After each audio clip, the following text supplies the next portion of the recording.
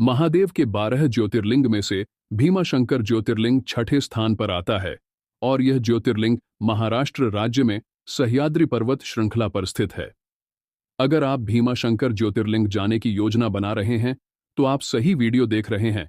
आप इस वीडियो के माध्यम से जानेंगे कि यहाँ तक कैसे पहुंचे, पहुंचने के बाद कहाँ रुके, दर्शन कैसे करें, दर्शन करने के बाद और कहाँ कहाँ घूमें।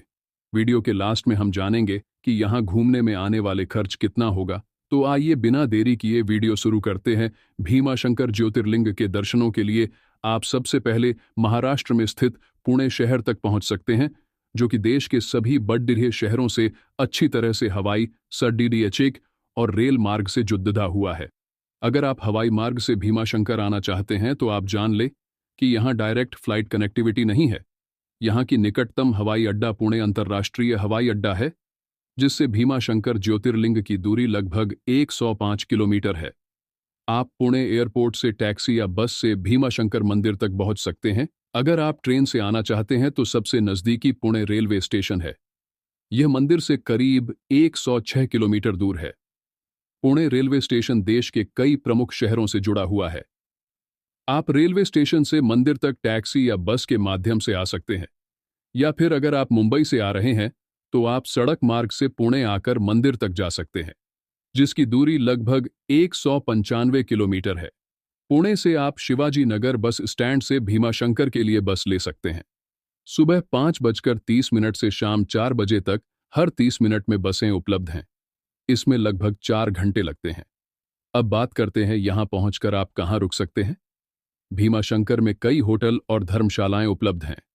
यहाँ आपको बजट होटल से लेकर लग्जरी रिसॉर्ट तक सभी तरह के विकल्प मिल जाएंगे। मंदिर के पास रहने की व्यवस्था करना सबसे अच्छा होता है, ताकि आप आसानी से दर्शन कर सकें। अगर आप भीमाशंकर ज्योतिर्लिंग दर्शन करने की योजना बना रहे हैं तो आपके लिए यह एक बहुत महत्वपूर्ण जानकारी है। बता दें कि भीमाशंकर ज्योतिर्लिंग पर अधिकतर समय चांदी का श्रृंगार रूपी कवच चढ़ा होता है, जिससे आपको उस समय ज्योतिर्लिंग के मूल स्वरूप के दर्शन नहीं हो पाते हैं। दिन में सिर्फ कुछ समय के लिए ही इस चांदी के कवच को हटाया जाता है और तभी आप ज्योतिर्लिंग के मूल स्वरूप के दर्शन कर सकते हैं। आपको बता दें कि रोज सुबह 4:30 की आरती के बाद करीब 5 बजे से 6 बजे तक आप मूल स्वरूप के दर्शन कर सकते हैं।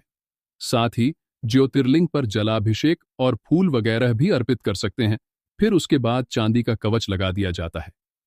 उसके बाद दोपहर में 12 बजे भी करीब 20 से 30 मिनट के लिए भी आप मूल स्वरूप के दर्शन कर सकते हैं, लेकिन इतने कम समय में इतनी भीड़ डाच में दर्शन करना थोड़ा मुश्किल होता है। इसके अलावा मंदिर सुबह 4:30 से रात्रि 9 बजे तक भक्तों के लिए खुला रहता है, जिसमें दोपहर 3 बजे करीब 45 मिनट के लिए दर्शन बंद किए जाते हैं। भीमाशंकर मंदिर तक पहुंचने के लिए आपको लगभग 230 सीढ़ियां चढ़नी पड़ती हैं। अब दर्शन करने के बाद आप और कहां-कहां घूम सकते हैं। भीमाशंकर क्षेत्र एक शानदार स्थान है, जहां आप घूम सकते हैं, प्राकृतिक सौंदर्य का आनंद ले सकते हैं और सह्याद्री पहाड़ों में ट्रेकिंग का अनुभव भी कर सकते हैं।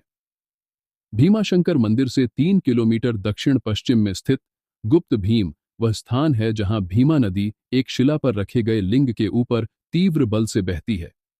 यह ट्रेकर्स के लिए एक स्वर्ग है। यहां जाने में लगभग 3 घंटे का समय लगता है। हालांकि इसके लिए वन विभाग से अनुमति प्राप्त करनी होती है। कहा जाता है कि भीमाशंकर में 108 तीर्थ स्थान हैं। इनमें प्रमुख तीर्थ स्थान हैं सर्व तीर्थ, ज्ञान तीर्थ, मोक्ष तीर्थ, पापमोचन तीर्थ, क्रीड़ा तीर्थ, भीमा उद्गम तीर्थ, भाषा तीर्थ आदि। मोक्ष कुंड मुख्य भीमाशंकर मंदिर से 500 मीटर दूर है। यहां पर ऋषि कौशिक ने लंबी तपस्या की थी। कमलजा देवी मंदिर में देवी कमलजा की पूजा की जाती है, जिन्होंने भगवान शिव और त्रिपुरासुर के बीच हुए युद्ध में महत्वपूर्ण भूमिका निभाई थी। कहा जाता है कि भगवान ब्रह्मा भी कमलजा देवी की पूजा कमल फूलों की भेंट चढ़ाकर किया करते थे। अब बात करते हैं कि यहां आने के लिए सही समय क्या रहेगा। भीमाशंकर ज्योतिर्लिंग में दर्शन के लिए सबसे अच्छा समय सितंबर से फरवरी के बीच का होता है। इस दौरान मौसम सुहावना रहता है।